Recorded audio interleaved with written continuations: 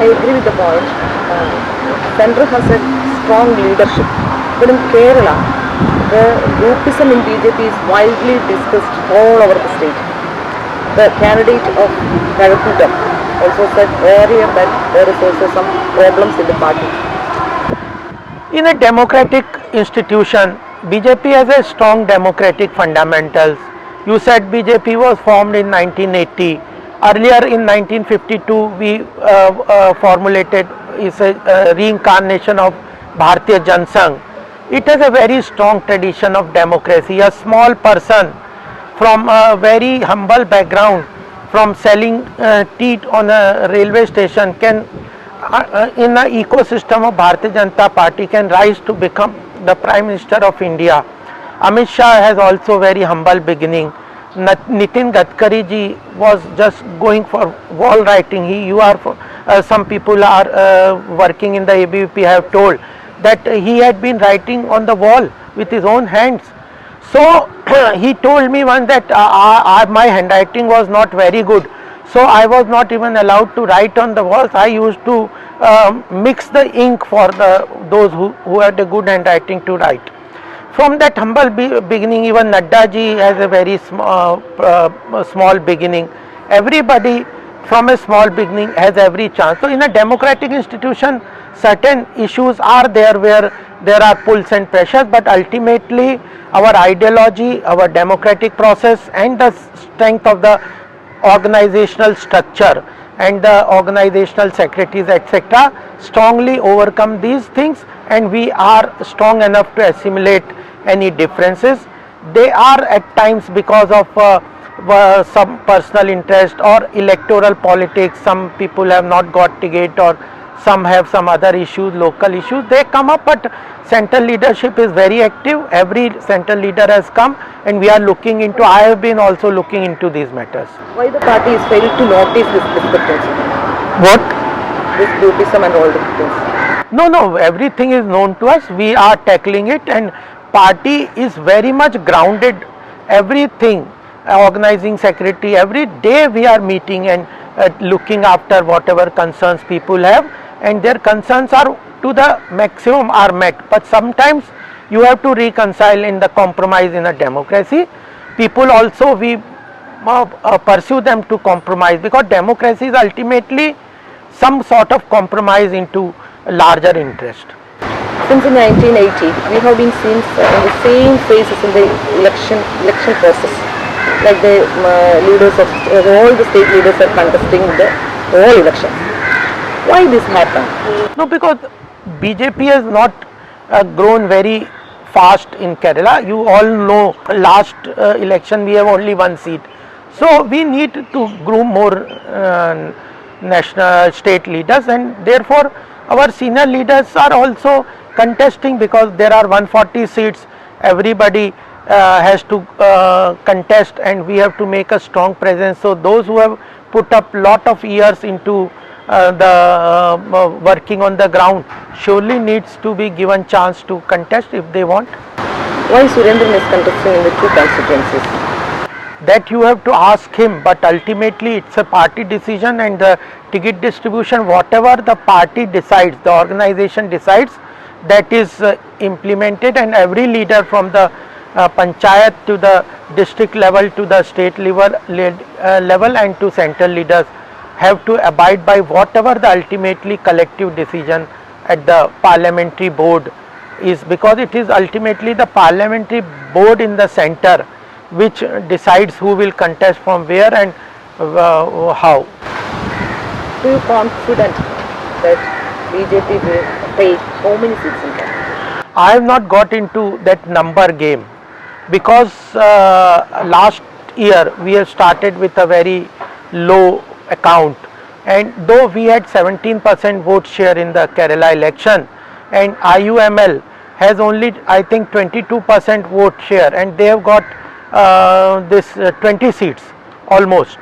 And I told you that Congress and the CPM together has never crossed 50% vote. This last time also the CPM has got 26%, so there is not a big difference, and certain distribution, concentration of votes, some community support, etc., makes a big difference in slight vote percentage change here, and we are very hopeful that we will surely get a very good percentage, and we will be we are able to overcome this community divide in certain groups, and they are now supporting us. So I think we are very hopeful, and Sridharanji, people like Sridharanji, Suresh Gopi ji, Shobha Surendran, K. Surendran, Kummanam, Rajgopalan, they are very strong leaders and good ground connect, and they are going to give a good leadership to the people, and people want that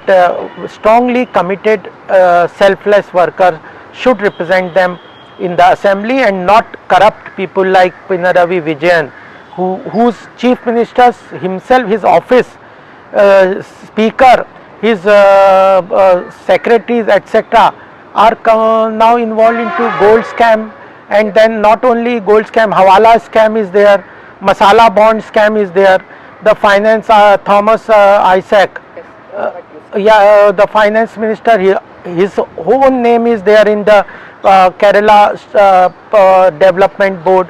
So these corruptions, etc., are not going to benefit the Kerala. Kerala needs employment generation, industrialization, investment, infrastructure, and that can come only through the development agenda of the Prime Minister Narendra Modi.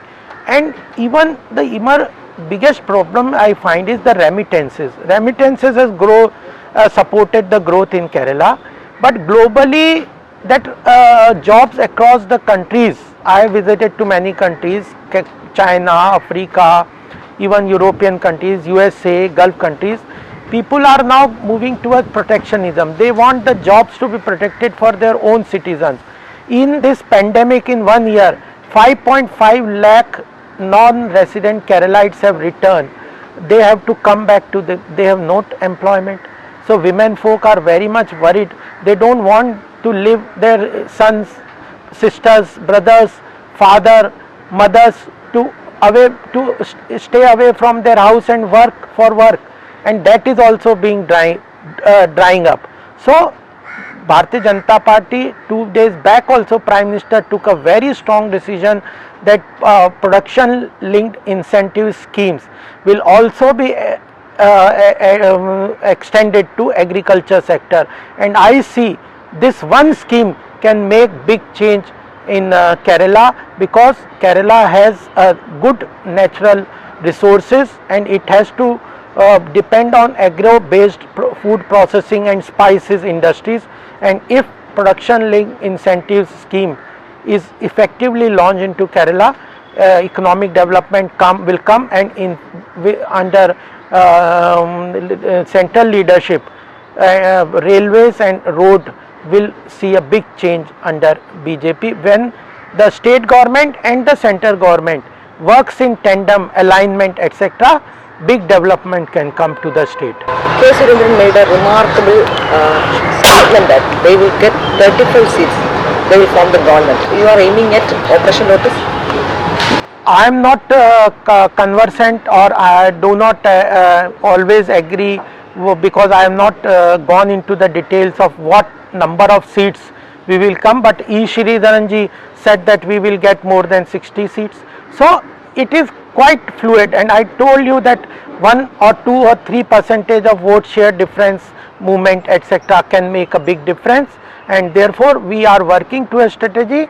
We do a ground level planning in every election. That is the cause of our success, because we have Shakti Kendras, we have Mandal strength, we have page members who follow every page voter list, and that strong connect converts them into our vote share. BJP is aiming at Operation Lotus. Surely we would this time will be along with NDA would surely be forming government. BJP അതിശക്തമായ മുന്നേറ്റം ഈ തെരഞ്ഞെടുപ്പിൽ നടത്തുമെന്ന് GK Agarwal പറയുന്നു. വളരെ കൃത്യമായ പ്ലാനിങ്ങോടുകൂടിയാണ് BJP ഈ തെരഞ്ഞെടുപ്പിനെ നേരിടുന്നതെന്നും ഈ തെരഞ്ഞെടുപ്പിൽ വിജയം കൈവരിച്ചാൽ ഗവൺമെന്റ് ഉണ്ടാക്കുക തന്നെയാണ് ലക്ഷ്യമെന്നും അടിവരയിട്ട് പറഞ്ഞുകൊണ്ടാണ് അദ്ദേഹം തന്റെ അഭിമുഖം അവസാനിപ്പിക്കുന്നത്.